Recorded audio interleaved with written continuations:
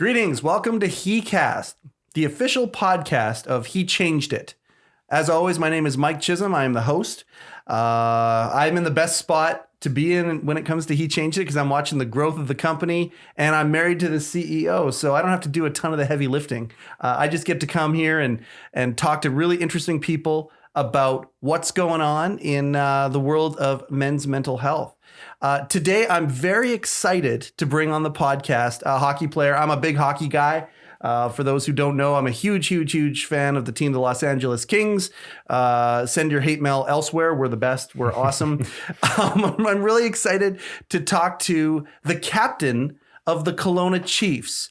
Marshall Porteous, thank you so much for taking time out of your day to be here. It's a pleasure. I appreciate being on. What are some of the things that you have been through to get you to this point? Well, when I was 11, I was diagnosed with obsessive compulsive disorder and a severe anxiety disorder.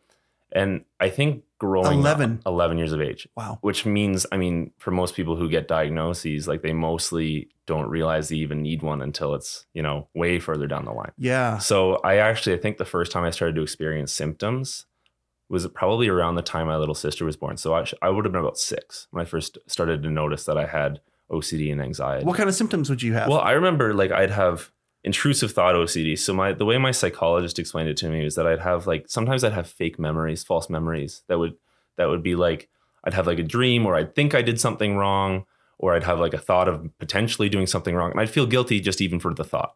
So it'd be like, the best way I can describe it in like a modern setting where somebody's just, and anybody can probably have this feeling where they're driving down the middle of the road on the right side thinking like, oh, what if I swerve into the left?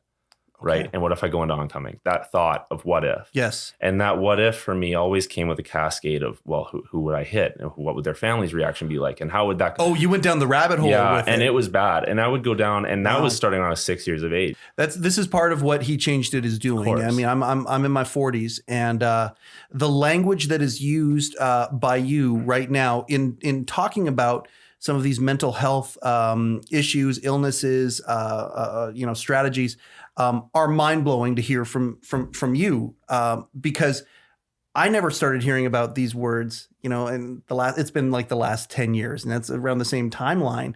And yet it became part of your reality during your formative years. You're still in your formative years, right. For goodness sakes. Were you able to handle it? I think it took me a little while. I got to the point where I was like spelling out different ways that I thought, would be the most efficient to hurt myself or to get rid of myself and erase myself from this planet. And I think around then I was probably 12 or 13 and it was still occurring. And I got my medication, but it was still night and day. Like my feelings weren't there, but I was still just sad.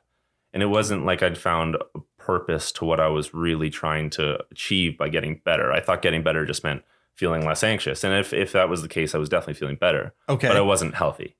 And I think there's a huge difference between better and healthy. And I think it took me a little while to figure that out.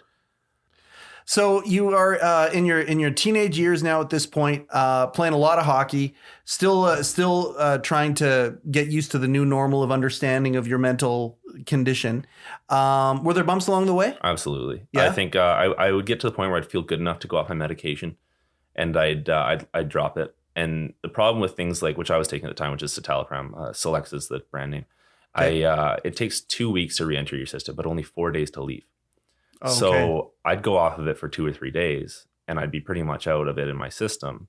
But then I'd be like, I start to feel low. I'm like, okay, I shouldn't be doing that. And I'd put it back in. But then after that, I have to wait another, week and a half to let those 4 days run out. Then I have a week and a half without it. And then that's the spiral for a week and a half. And then you start to feel good again. And your brain gets tricked into, okay, never mind. I actually think I am good. And it's just a brutal cycle. And so I did that a bunch of times. And I think those were the lowest points in my life was when I was sitting in a position where I thought I was good enough to, forget about that I need my medication and that I was actually truly struggling still. Those were my biggest tough bounces in the road. How many times do we as men self-diagnose? That's a great turn of phrase that you just threw out there. I think many times we through denial or through different mechanisms, we will self-diagnose ourselves as okay, right, or hopefully not okay in the sense of recognition that something's going on. Right. That self-diagnosis is it's a pivotal point, I think. Mm-hmm. Yeah, I definitely noticed for boys and especially just even men, In my last few years, I've just kind of noticed a lot of my friends whose dads have kind of struggled financially in Alberta, or just struggled with mental health and on anywhere, and honestly Canada. I have a lot of friends who obviously just through Notre Dame and through hockey in general, people all over Canada who I've grown friends with, but a lot of them, like I've seen a lot of suicides in middle-aged to older men, through finance or just through relationship issues, and I definitely started to understand that like a lot of guys are grown up saying, you know, and like my least favorite word in the world is like, don't be a pussy. Because in two ways, you know, that's not only is it wrong to say to somebody, but it puts down the fact that mental health is an issue, and it makes it seem like it's out of reach for men to be able to feel sad. Right. And I think growing up hearing that kind of stuff, like if he's crying, you know, he's a pussy. Yep. I hated that.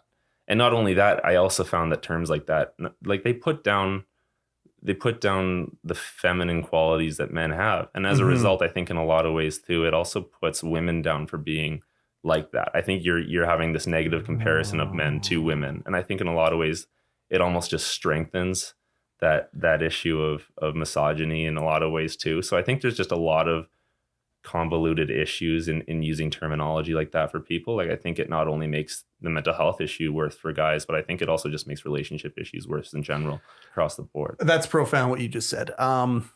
We here at He Changed It, we're trying to take back a phrase. We're trying to take back something. It's man up. Right. The idea of manning up. And I think that the traditional sense has been exactly what you're talking about. You know, don't be a pussy. Right. When we talk about manning up now, it's actually the idea of recognizing, and awareness is attached to it. Recognizing that there's something wrong, recognizing that it takes strength to stand up, admit that something is wrong, and then to actually maybe go against the grain, the cultural grain. Right. That's what truly manning up should be from where we're coming from.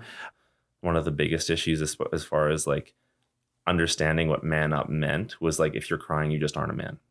Right. Because like, what does that even mean? Yeah, exactly. Right? Being a man, manning up isn't necessarily being tough or scary. It's about representing what you believe in as strongly as you can.